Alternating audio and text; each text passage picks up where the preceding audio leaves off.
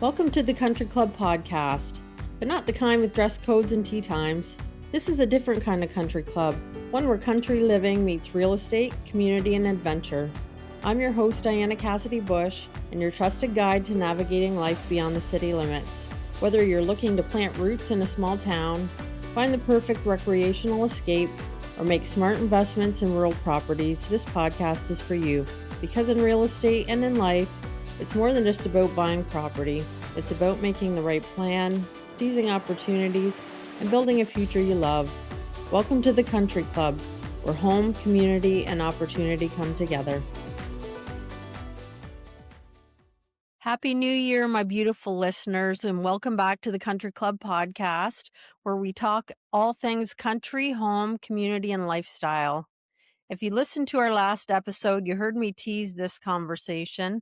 This is a topic that I'm very passionate about. It's one that I really wanted to kick the new year off with, and that is goal setting and real estate. January tends to bring a lot of noise, headlines, predictions, pressure to act. And while the new year can bring a lot of great change, it's also important to take time to pause, to give yourself a minute to reflect on where you are and what you really want your life to look like. After all, you only get one life. You're the author and the creator of your own story. So take time to make it what you want it to be. In today's episode, it's just me walking you through a simple, realistic approach to real estate, goal setting for 2026 and beyond. Whether your future holds buying and selling, downsizing your home, upsizing your home, investing in a cottage or an income property, or if it's just you getting organized and getting things on your radar and getting clarity about where you want to go and not rushing. So grab a coffee, take a deep breath, and let's talk about how to set smart real estate goals that actually fit your life. Every January, real estate conversations get really loud, or literally any time on media, social media. People have lots of things to say about real estate. There are predictions and opinions everywhere. Where prices are going, what interest rates might do, whether or not it's the right time to buy or sell. These can come from media, from your mother, your coworker, and anyone else you allow into your headspace. And while that information can be interesting or an interesting topic of conversation, it can also be overwhelming. For some people, it pushes them into decisions before they're ready. And for others, it does the opposite. It causes them to sit on the sidelines, waiting for the right time. The truth is, markets change. They always do. What works one year or even in one season doesn't necessarily apply in the next. That's why planning beats predictions every single time. A good real estate plan isn't about guessing what the market will do. It's about understanding what you want your life to look like and using real estate as a tool to support that, not to stress you out. Your home should fit your lifestyle, your finances, and your future goals. It shouldn't be something that keeps you up at night because you rushed or reacted to the headlines or what someone else's opinion was. January especially isn't necessarily about making big decisions. It's about setting a direction. It's about asking better questions. Do I want more space or do I want less space? Is my current home still working for me or am I just used to it? Would renovating my current home make sense or is selling and purchasing something else a better option? And for many people listening, questions that come up right now aren't really about the market at all. They're about your lifestyle. Maybe you've been feeling stretched. The commute is longer than it used to be. Life feels busy, noisy, and crowded. You're spending more time in the car than at home. And you're starting to wonder if the way you're living still makes sense for your family. Or maybe you've been dreaming about a move to the country. Maybe more space, more privacy, a slower pace, room for the kids to roam, gardens to grow, or evenings that don't revolve around traffic and schedules. And the question becomes, is this the year we stop dreaming and start planning? For others, it's a different shift altogether. Work no longer needs to dictate where you live. Retirement is closer or already here, and you're asking yourself if it's time to choose a lifestyle instead of a commute, to live where you want to be and not just where you used to need to be. And for some families, that dream looks like a cottage. Is this the year you finally make that move? Do you know the lake or the area that you're drawn to? Do you have a comfortable budget in mind? Are you looking for something that works for your family today or something that you can grow with over the next decade? And are you clear on whether this is a lifestyle purchase, a long term investment, or a mix of both? When you focus on a direction instead of decisions, you give yourself time to prepare, time to gather information, time to make thoughtful moves when the timing is right for you. And that's what smart real estate planning really is. It's not predicting the market, but positioning yourself to be ready no matter what the market does. Before you think about what's next, it's important to start with where you are right now, not where you think you should be, not where you thought you should be 5 years ago, but where life has actually landed you today. That means taking an honest look at your current situation without judgment. How does your home support your day to day life right now? Does it feel manageable? Are you comfortable financially or consistently feeling stretched? Do you enjoy where you live or are you staying because it feels familiar? This part matters because real estate decisions are rarely financial. They're often very emotional and practical decisions at the same time. Maybe your home still works, but the lifestyle has changed. Your kids are older, work looks different, commutes feel heavier than they used to, or maybe the house is just fine, but the location no longer fits the way you want to live.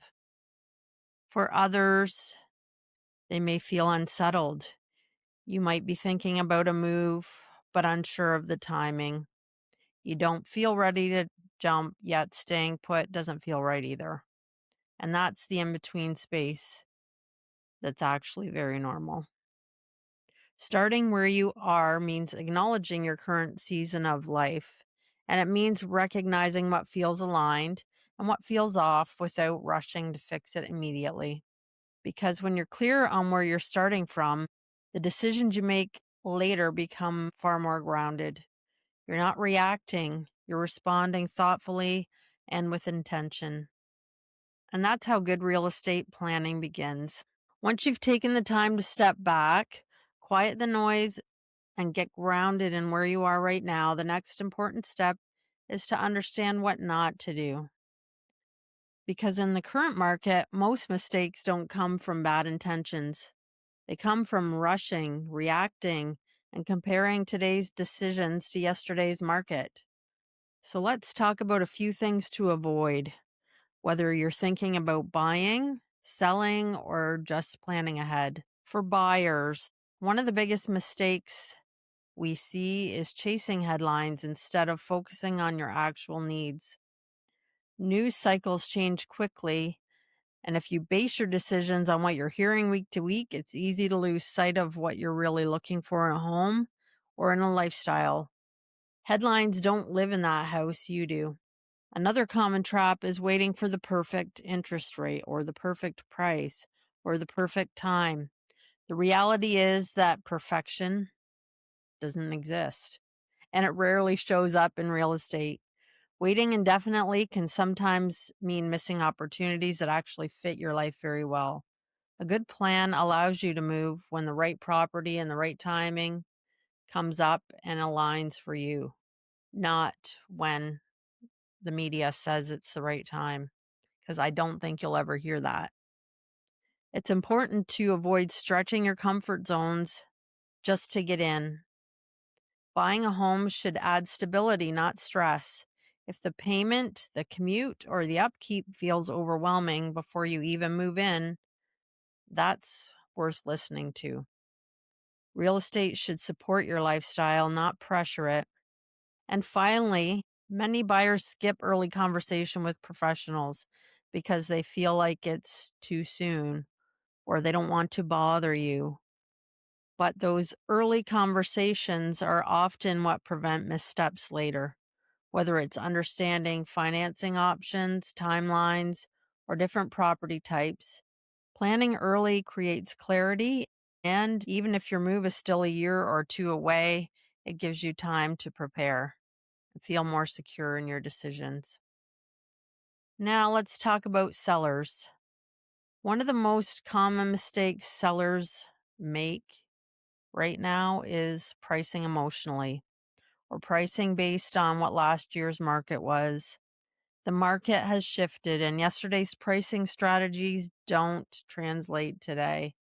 A strong pricing strategy is based on current data, current demand, and your specific goals, not on what your neighbor sold for 2 summers ago. Another area to be careful of is not over renovating or renovating without understanding your return on investment. Not every update adds value, and not every dollar you spend comes back in resale. Before you take on major projects, it's important to understand which improvements actually support your goals and which ones might simply add stress and cost without a meaningful return. It's about avoiding listing without a clear plan. Selling your home isn't about getting your home on the market. It's about knowing what comes next, where you're going. What does that transition look like? How flexible do you need to be? Clarity is what makes the whole process smoother. And finally, trying not to assume that a spring market automatically means a better market.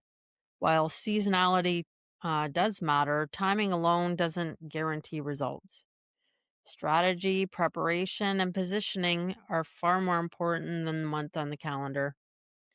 And that's really the theme of this episode. Good strategy will almost always outperform good timing.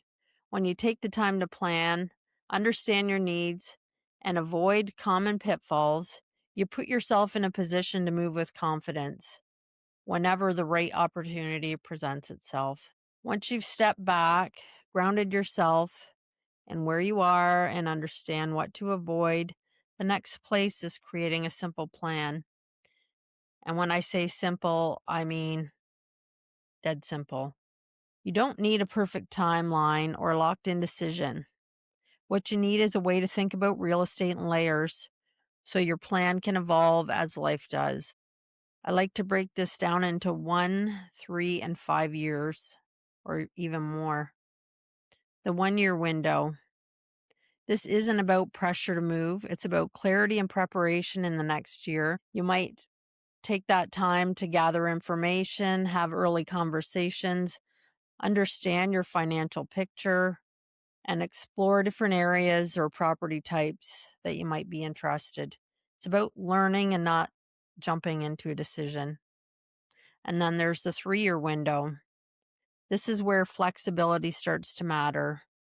You might not know exactly what your next move looks like, but you're clearer on a direction. You understand what you want more of and what you want less of. And you're starting to see how real estate could support that shift.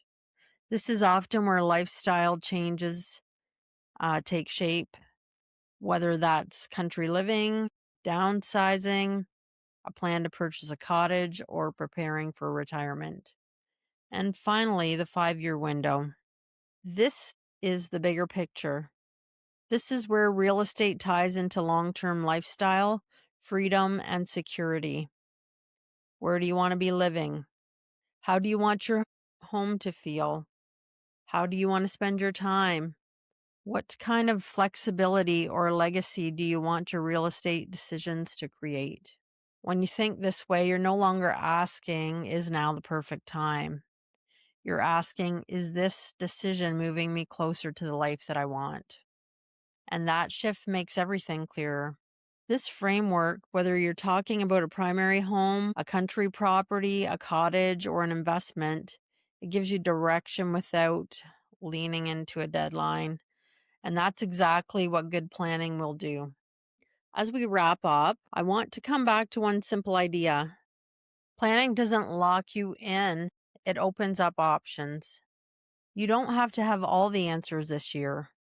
You don't have to predict the market, and you definitely don't have to rush into a decision just because the calendar now says January. What matters is getting clearer on where you are, what you want your lifestyle to look like, and real estate should support that, not complicate it.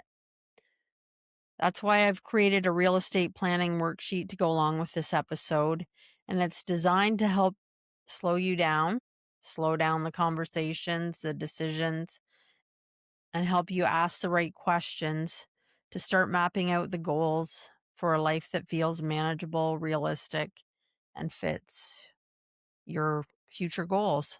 You'll find the link in the show notes. And if at any point you want to talk through your plan, whether that's this year, 3 years from now, or further down the road, those conversations don't come with pressure or expectations. They're simply about helping you make a move forward with clarity and confidence.